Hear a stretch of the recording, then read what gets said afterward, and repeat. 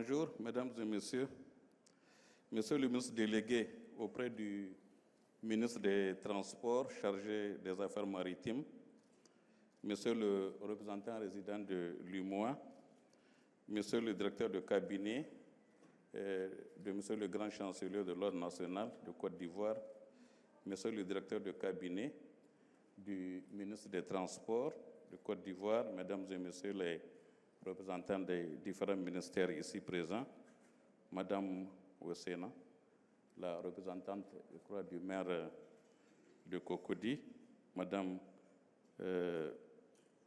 la commissaire générale du FISAT, Madame Bamba, Monsieur le directeur général du Haut Conseil du patronat des entreprises des transporteurs routiers, les différents directeurs généraux ici présents, et membres de la presse et médias, tout protocole à vos grades et qualités observées.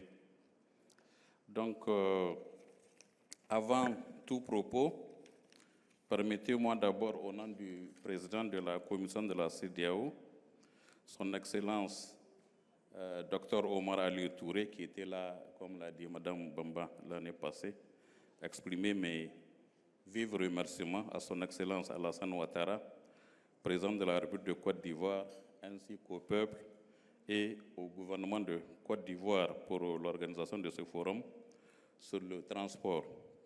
Comme on le sait, le transport joue un rôle essentiel pour relier les communautés et favoriser l'intégration régionale. Nos remerciements vont également au ministre des Transports, M. Amadou Kone, et donc, ainsi qu'à Mme Mayaté Bamba, commissaire générale de l'événement, pour les dispositions prises pour la bonne organisation de ce forum. Donc, mesdames et messieurs, il me plaît de rappeler que dans l'espace CEDEAO, nous avons à peu près 400 millions d'habitants, soit environ le tiers de la population du continent africain. Donc, nous avons une vision qu'on appelle Vision 2050 de la CEDEAO, qui est formulée comme suite: une communauté des peuples pleinement intégrée dans une région paisible, prospère, avec des institutions fortes et respectueuses des libertés fondamentales et œuvrant pour un développement inclusif et durable. En fait, la réalisation de cette vision se fera grâce aux efforts collectifs de nos institutions communautaires, de citoyens que nous sommes tous, des États membres, à travers 5 piliers majeurs, dont le premier pilier est la paix, la sécurité et la stabilité.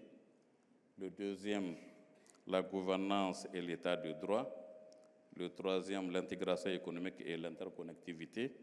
Le quatrième, la transformation, le développement inclusif et durable. Et le cinquième, l'inclusion sociale.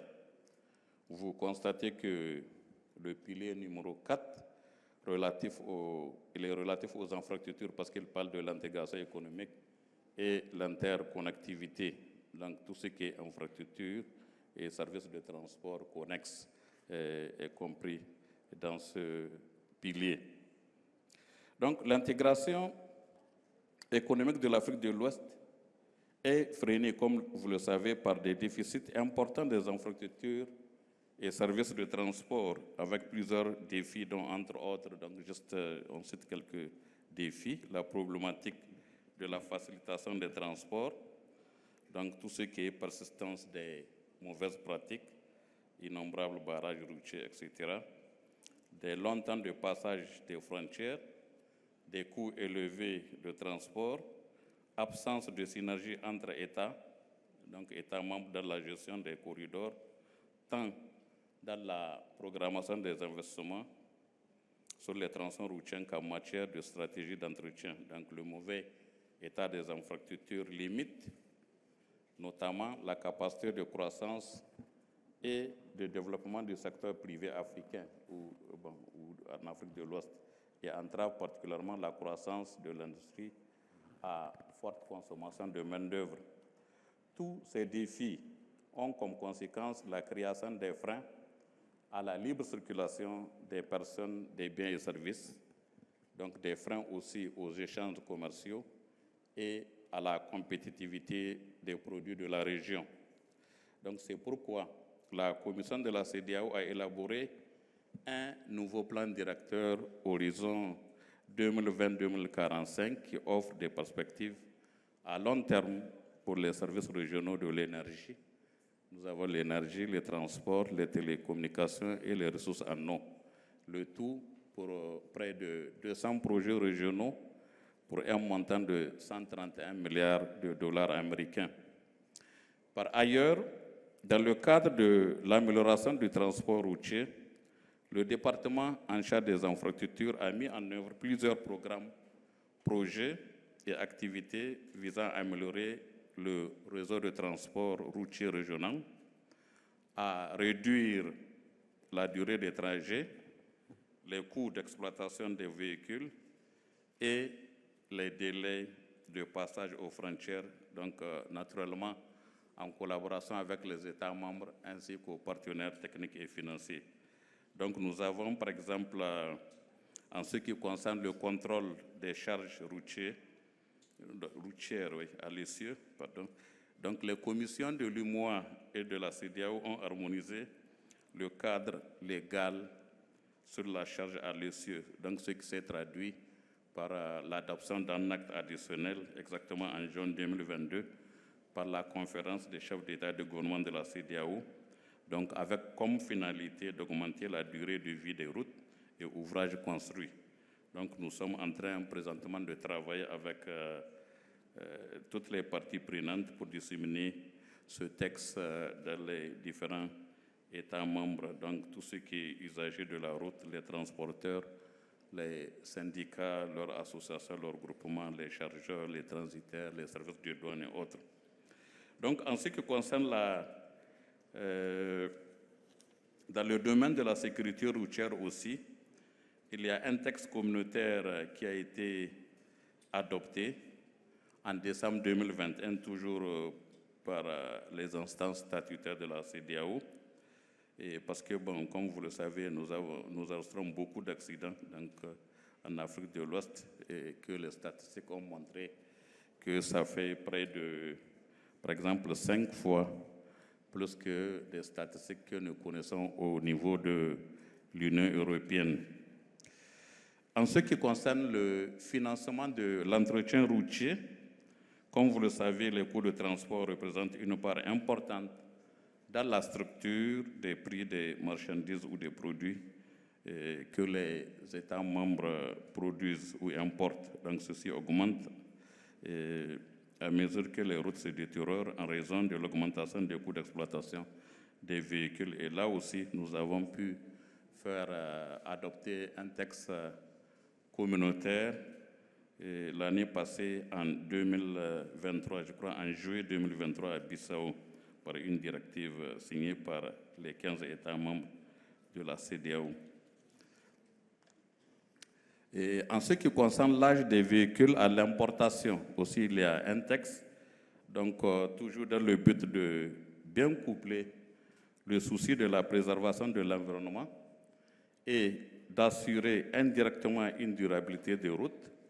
La CEDEAO a fait adopter 2 directives sous l'impulsion des ministres en charge, cette fois-ci en fait en charge des infrastructures, mais non, des hydrocarbures, mais ça a un impact sur le transport. Donc il s'agit de la première directive sur l'harmonisation des spécifications techniques des carburants, donc automobiles, essence et gasoil, donc essence et diesel, disons, de l'espace CEDEAO. Et la deuxième, elle est relative à l'harmonisation des limites d'émissions de gaz d'échappement et des particules des véhicules, qu'ils soient légers, lourds, à 2 roues, des tricycles, des quadricycles dans l'espace CEDEAO. Donc, cette deuxième directive limite justement l'âge des véhicules à l'importation et édicte premièrement la limite de l'âge pour l'importation des véhicules dans l'espace CEDEAO à 5 ans. Pour les véhicules, bon, tout ce qui est léger, les engins à 2 roues, tricycles, quadricycles, et à 10 ans pour les véhicules lourds. Maintenant, dans cette directive, quand même, il y a une période de 10 ans qui est accordée aux pays n'ayant pas encore été, qui n'ont pas encore arrêté ces limites d'âge pour se conformer progressivement. Donc, normalement, c'était une directive qui devrait prendre corps depuis le 1er janvier 2021. Donc, mais 5 ans et 10 ans, comme je l'ai expliqué.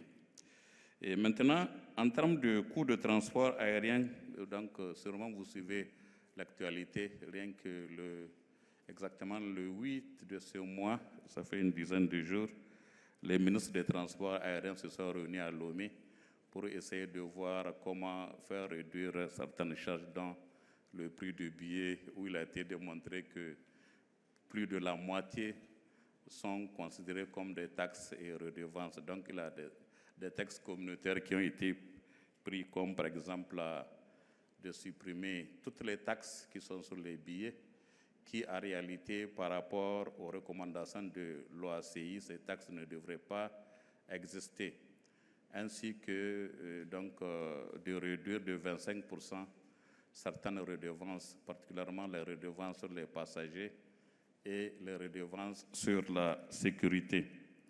Et aussi, il y a d'autres textes sur les compensations, les taux de compensation à faire en cas de refus d'embarquement, en cas de retard occasionné par une compagnie aérienne. Donc, nous allons faire adopter tous ces textes exactement entre le 12-13 décembre, donc dans 3 semaines, parce que ce sera le grand conseil de la CEDEAO à cette époque, ainsi que le sommet du 15 décembre. Les chefs d'État et de gouvernement, on va les soumettre aussi ces textes pour endossement final. Aussi, comme vous le savez, au niveau de la CEDEAO, nous sommes sur l'étude en fait de faisabilité et d'exécution d'un grand corridor qu'on appelle le corridor Abidjan-Lagos, qui est près de 1000 km. Donc sur ce, nous avons donc signé un traité donc, par rapport aux 5 pays concernés par ce corridor, le Nigeria, Bénin, Togo, Ghana et Côte d'Ivoire. Il y a une autorité de gestion de ce corridor qui a été créée, dont le siège sera ici même à Abidjan. Et à cet effet, le gouvernement de Côte d'Ivoire nous a offert un siège ici. Nous sommes en train de voir comment, d'ici le premier trimestre, d'ici fin décembre, non pas décembre, fin mars de cette année, essayer de l'occuper, en fait, de l'équiper et de l'occuper aussi.